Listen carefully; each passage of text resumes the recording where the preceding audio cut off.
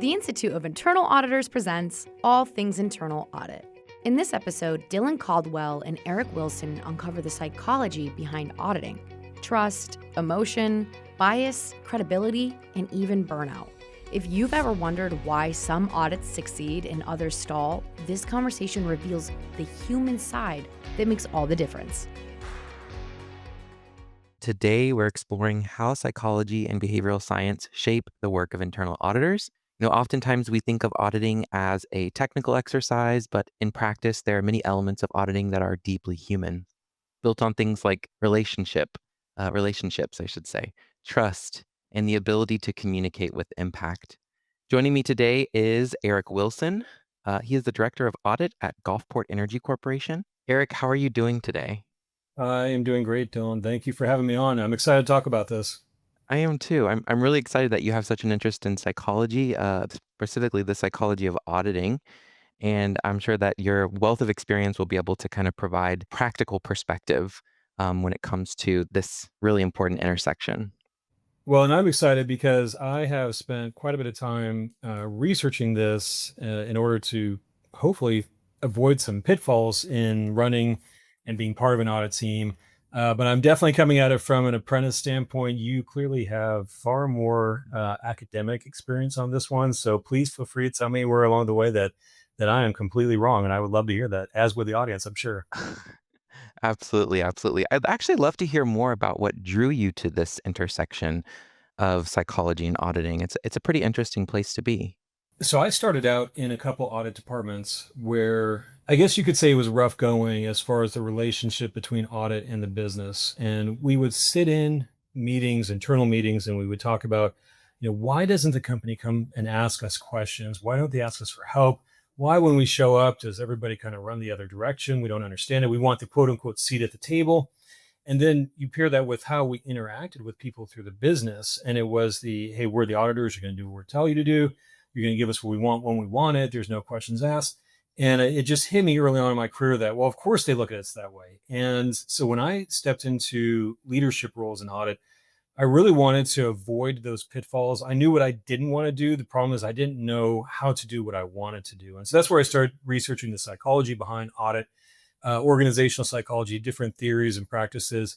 And I definitely had some missteps along the way, but I will tell you that I think it has made a tremendous difference for me from a career perspective and for our audit team and our ability to drive value within an organization. Kind of building off of what you just said, auditing is deeply collaborative. And when you're interacting with people, there are certain things that must be present in order for those interactions to go well. I know thinking about what you mentioned as far as how people might perceive the role of the auditor before an audit activity might even take place can definitely skew how successful that activity is. I'm really interested in understanding how you as an internal auditor manage the people side of your role. How are you balancing authority with empathy and connection in these interactions? Well, one of the things that I tell everybody, whether they're on my team or if they're a consultant that we bring in temporarily or whatever, I try to put them in the mindset that auditing is an interpersonal profession that masquerades as a data driven exercise. And so we go out and we request all this data and we try to, crunch it through Excel sheets or whatever it might be that we're using. But at the end of the day, what we're really doing is we're dealing with people's emotions, we're dealing with their biases. And so I try to get my team and I try to get myself in a place where we're having interactions with the business before an audit ever happens. We're going and talking to people, we're running into them in the hallway. We'll chat with them, even if we're not in the middle of an audit, because I want them to know us as people and as coworkers, not just as the auditors. Because if they just know us as the auditors, there's an automatic aversion and there's an automatic assumption of loss potential when you walk into an audit. And I need them to know me and I need them to know my team and I need them to understand that that's not what we're here for. We're really here to drive value and to help people.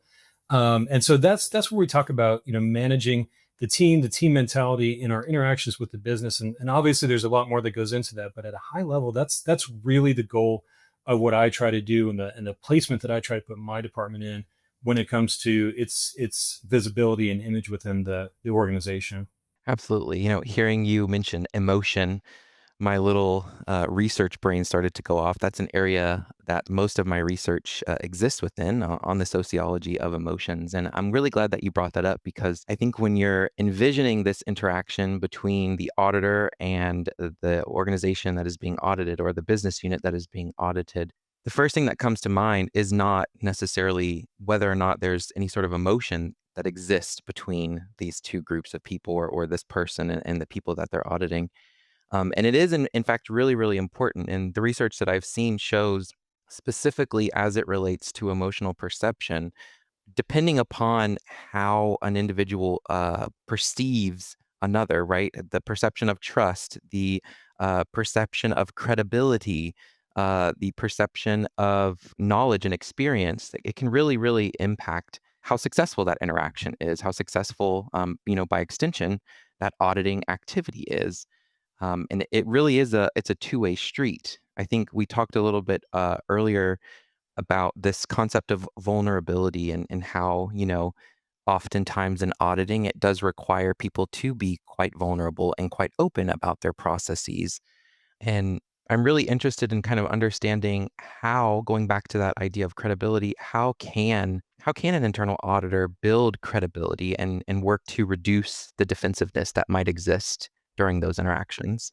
So one of the things that I try to put out at the beginning of any audit engagements, and then I encourage my team to do as well, is really setting the lanes for what does audit do and what does the business do. And where this came from was, and in fact, I mentioned this recently in an article in Internal Auditor magazine, where I was put in a position where I had to go talk to a CEO about a company strategy.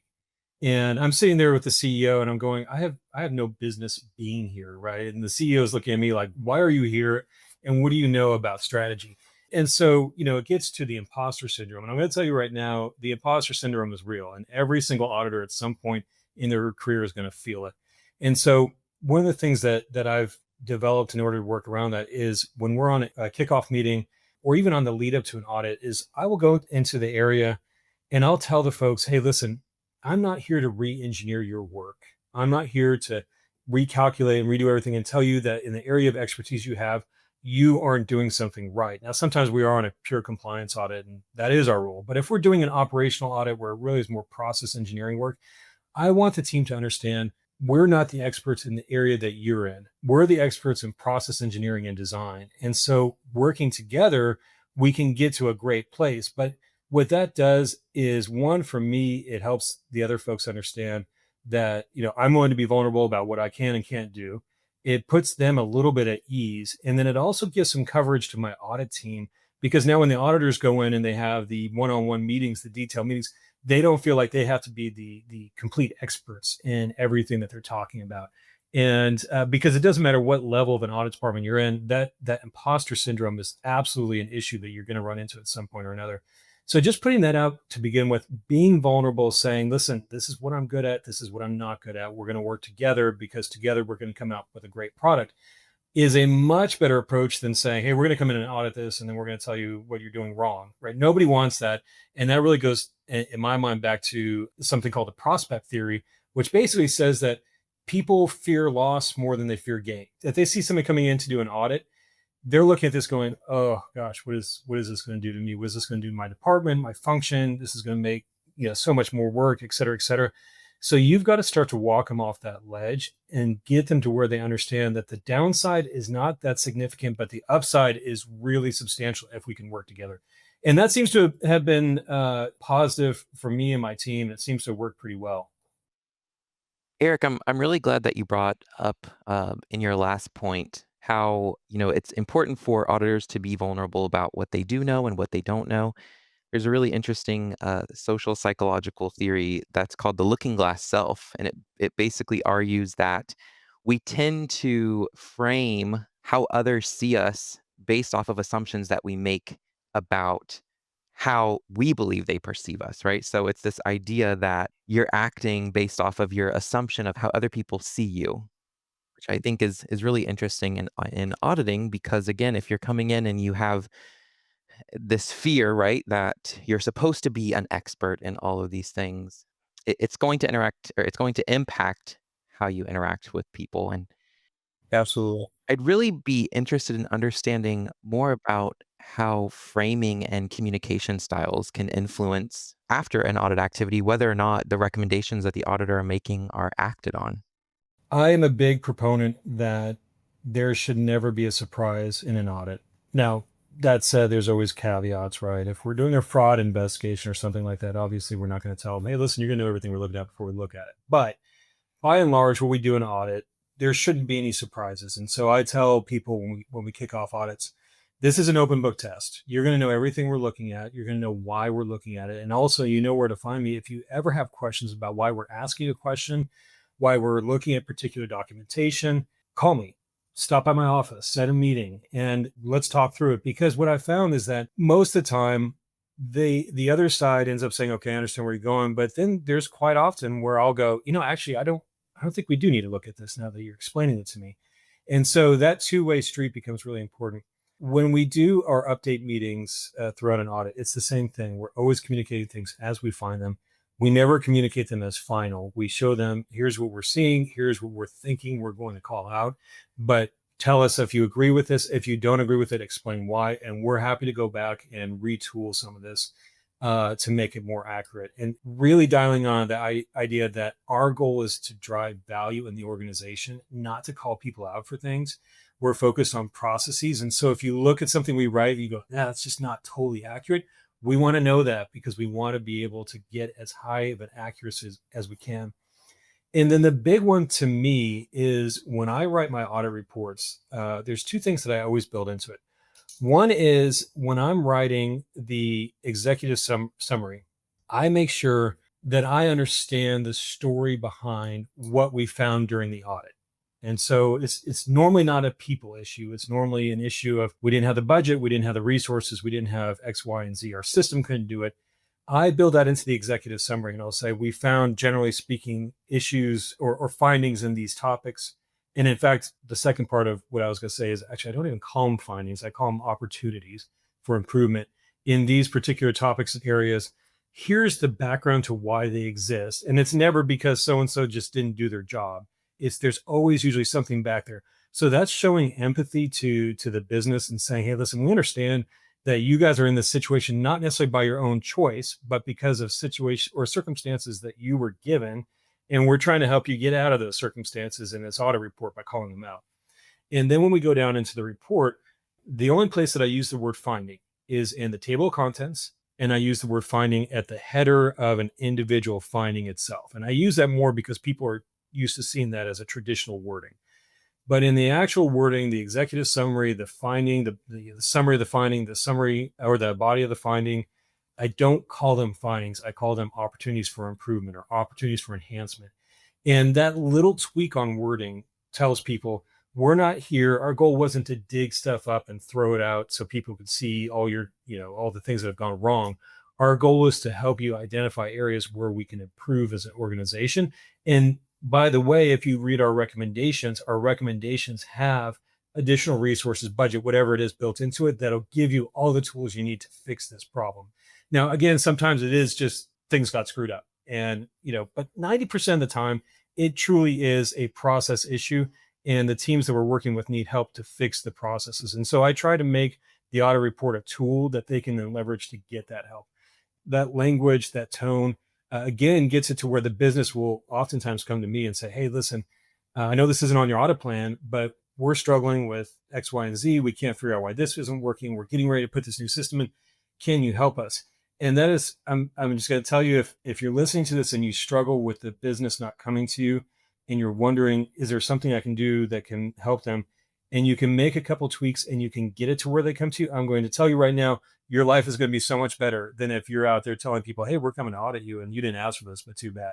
And probably half of my audit plan right now is things where management came to me and asked me to help. It really does make a difference. It makes my life better. It makes the business's life better. And ultimately, it's a better outcome for the organization. I also think, that nuance in how you're presenting your findings, that's huge, right? I just wrapped up a report on innovation and innovation mindset. So that was a huge part of the IIA's Vision 2035. It was this push towards the embrace of innovation. And in the report that I just wrapped up, I interviewed 6 people from around the globe in different audit functions, in different sectors and industries. And a big part of those findings involved that focus on the solution, right? So I'm really happy to hear that you bring that in, because just that little bit of nuance shows innovation in the way that you're approaching a typical audit activity. It's focusing much more heavily on the solution or finding opportunities for improvement. And I would imagine just that alone, even though it's written, can help to really reduce the potential defensiveness, or not just defensiveness, but whether or not the individual on the receiving end is taking your recommendations seriously, or even just how they're coming to understand the recommendations that you're making. And like I said, sometimes you're doing a pure compliance audit and it is, hey, listen, this isn't about opportunities for improvement, things like that. This is just a regulation says you have to do it this way. We're going to look and say, did you do it that way or not? And I'll tell people at the outset of an audit, I'm sorry, because that's how the audit report's going to be written at the end of the day. It's not my goal to write it that way. It's just the nature of the audit. And we're going to get through this together, basically, because I'm not happy about it and you're not happy about it. And so again, it's that getting people on the idea of, okay, sometimes audit team has to do things they don't want to do in a way they don't want to do it. That's fine. But normally they're here to help us. And in this one situation, it's going to be a little bit more stringent, maybe. But otherwise, they're going to be coming here and saying, what can we do to help you improve? So even in ones where we have to approach it from the standpoint of, yes, this is going to be a black and white, right or wrong audit. I tell people, I don't like doing it this way. And you're not going to like it this way either, but we have to do it. But let's get through it. And then on the other end, we can help you with your processes. Absolutely. I want to go back before we go forward. I know you mentioned earlier, when interacting with individuals in these audits, you're getting to know them. Depending upon the portion of the business or the organization that you're auditing, you might be dealing with a different group of people, or a different point of contact. I was wondering, how difficult is it for an auditor to balance that professional identity, right? So remaining objective and independent with that really important relationship building. Oftentimes, relationships that may look different depending on who it is that you're interacting with. Yeah, that is a really fine line that auditors have to walk, because it's not like we're an outside group coming in to do an audit and then we go away and you never see us again. We come in, we do an audit, and then you're going to see us the next day and the next week and a year from now. And so auditors really have to walk that fine line of, hey, we're going to call out some things that maybe are uncomfortable to talk about right up front. We're going to structure in a way that we think is going to get you some benefits in the long term. But also, let's all maintain a positive relationship here, because at the end of the day, we have to work with each other for a long, long time, potentially. So that is something that auditors have to work with quite a bit. One of the things that I try to leverage as much as possible, and it's difficult to do this if you're new in an organization, and especially if you're in an internal audit department that's maybe going through a reset or something like that. But once you're established and you've got some audits that have gone through that have gone really well, I try to leverage the halo effect as much as possible. And what I mean by that is, you'll have people that, and we all have experienced this, there are people that, as an audit, on the audit side of things, you've got to go audit their area, and you're sitting there going, this is going to be a challenge, because I already know they're not going to want me coming in, and it doesn't matter what I say to begin with to get in there. And then you go through the process, and at the end, and I've had this happen a couple times, at the end they come to you and they go, actually, I'm going to tell you something, Eric. I was dreading this. I did not want you guys to come in and audit. I went and talked to the CEO to try and get this audit canceled, and he wouldn't do it. And so we ended up doing it. But ultimately, it was a good process, and we ended up in a good place. And I actually really appreciate what you guys did in your audit report. I like to use that and take those people. And then when I go into new areas, say, hey, listen, here's what we're going to do, and here's how this is going to help. But I don't want you to take my word for it. Go talk to so-and-so down the hall. He did not want us auditing his area, and he will tell you exactly what he thinks about it. And I don't even tell him whether it's going to be a positive or negative conversation.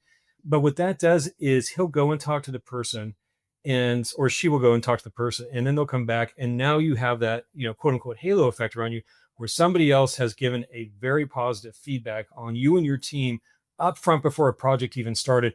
And that carries with you through the entire project, as long as you maintain yourself, your team, and the integrity of what you're doing. That helps tremendously. Having other people speak on your behalf up front is in a positive way, not in a way of, well, yeah, you have to work with them, so get over it. That never really helps much. But if people can speak positively for you, that will carry with you, not just through the audit, but far beyond. Yeah, absolutely. It reminds me a little bit about some of the theories that I've read up on relating to social norms. And I think having those small interactions with individuals, encouraging them to reach out to other people, it's helping to build that trust through the interactions that they have with other people, but it's also starting to develop a new norm across the organization related to how people are perceiving the work that auditors are doing. Um, and that I would imagine is, incredibly valuable as you begin to navigate and interact with new groups of people, and maybe your audit activities are expanding and you're starting to look at other areas. Those assumptions, the norms that are set within the organization, cultural norms, organizational norms, right? They can all impact how successful um, the audit activities that you'll be engaging in the future as well will be really. Absolutely.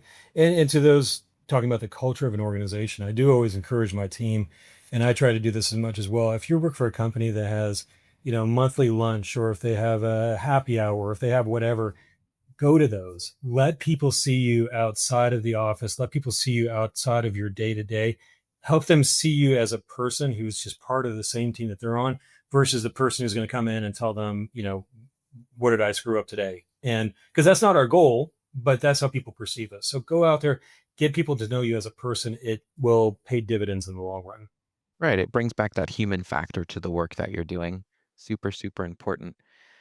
I'm wondering if there are ever any identity conflicts that might arise in audit roles. We talked earlier about a story that you were sharing when you went in to talk to the C-suite. I'm just really curious to understand how those interactions might play out during an activity. It really comes to how you frame things up front. And again, if you walk in and you frame something as I'm the expert and I'm going to look at everything you've done and I'm going to make a judgment on it, that typically does not go well, especially with somebody who is a deep, deep expert in their particular area of expertise. They're going to know right away that you're not an expert, and they are not going to necessarily trust what you have to say or really be interested in it. So, again, framing up front that, hey, listen, I'm a process expert and I'm a process engineering specialist, and I'm here to look at the processes. I'm not here to look at the people. That really helps a lot. There's also a thing that I run into a lot when you're at a company that has a lot of technical expertise, or even if it's a company that has a lot of people who have been there for a very long time. And that is the curse of expertise or the curse of experience. And this is where, and we've all run into this situation. You go to talk to somebody and they say, okay, I'm going to dumb this down as much as I can for you. And then after an hour or 2 hours, you walk out of there and you go, I have no idea what that person just said.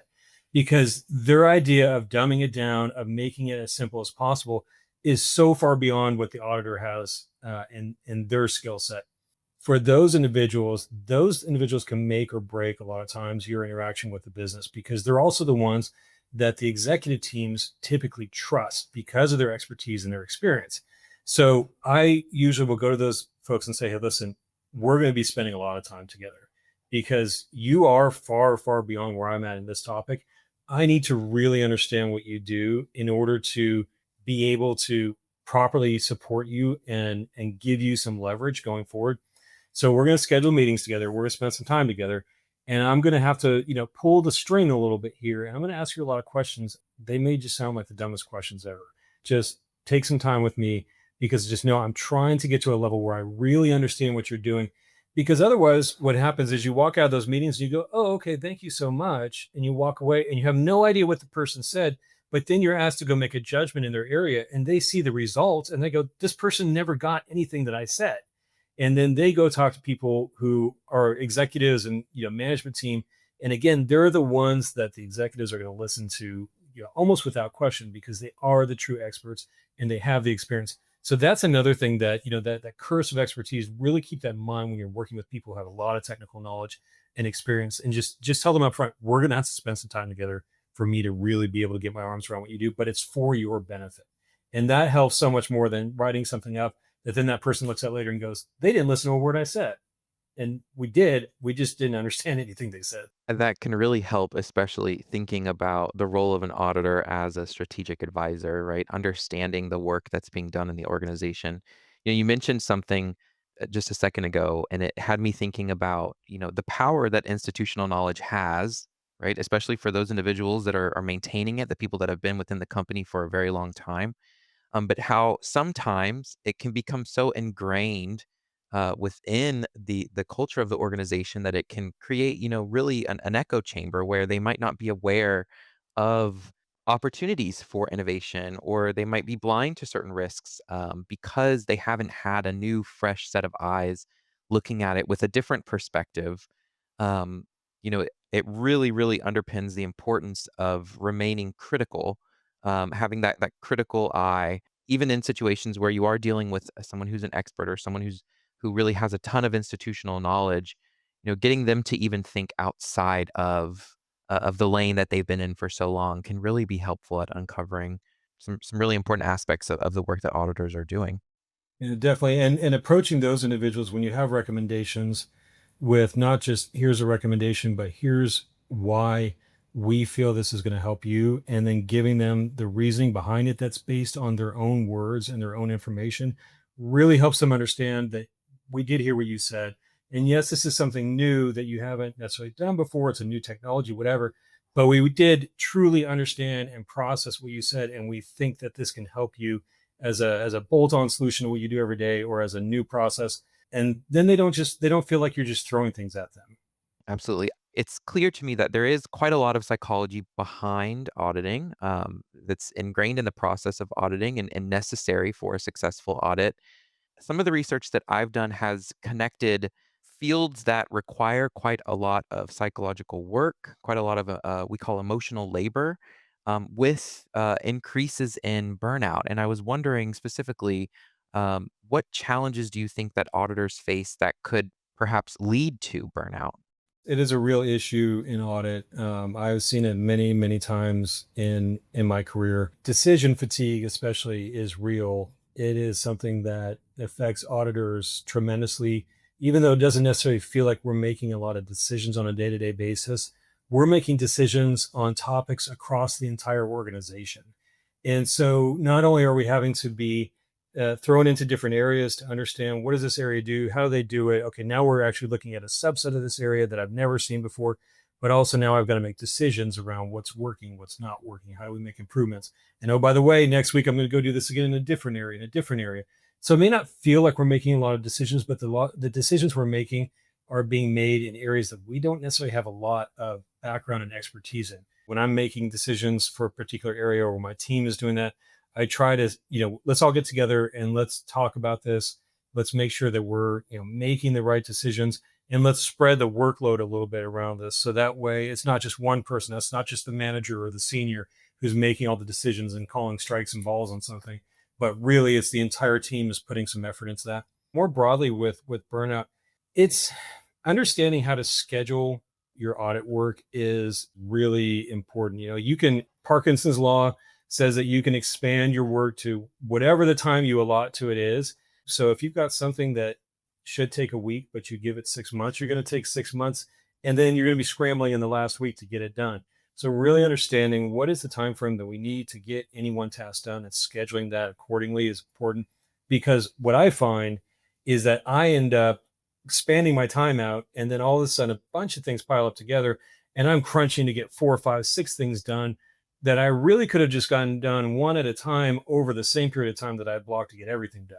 So I would have had the same outcome, a lot less stress, a lot less fatigue. And then, I will just always throw out, take time off. I think, as auditors, we are moving in a lot of different directions very quickly, and sometimes it can be very high stress.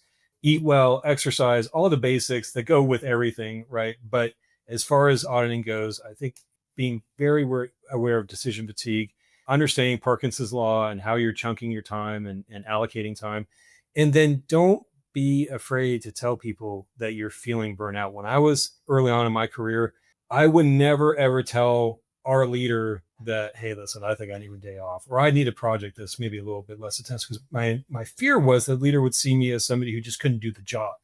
Where now that I'm on the other side of it, I'm looking at it going, I wish more people would just come tell me that they need some time off, because I will gladly do that. I'll rework the schedule, whatever it might be. So don't be afraid to have that communication. One, it shows that you're being responsible as an employee. You're trying to stay at your top level, which means that sometimes you got to take a break a little bit. And it also really helps the team and the company properly manage an audit function and not burn everybody out in the process. So I think what we've talked about today has been super interesting. I would encourage everyone listening to feel free to go back and pause along the way, to look into some of the theories that Eric and myself have brought up, and some of the concepts that we've discussed, and read into them yourself. I think many people will be really surprised at how relevant they are to the work that auditors are doing. And I invite all the listeners to reflect on their own audit experiences and how human behavior and psychology can play a role. And I just want to take a moment, to thank Eric Wilson. Thank you again for coming on the podcast today. It's been an absolute joy to chat with you. Yeah, thank you for having me. I really appreciate it, and I'm excited that the IIA is tackling this topic as part of the podcast, and I hope we shared some good information that people can leverage. Banking on big changes?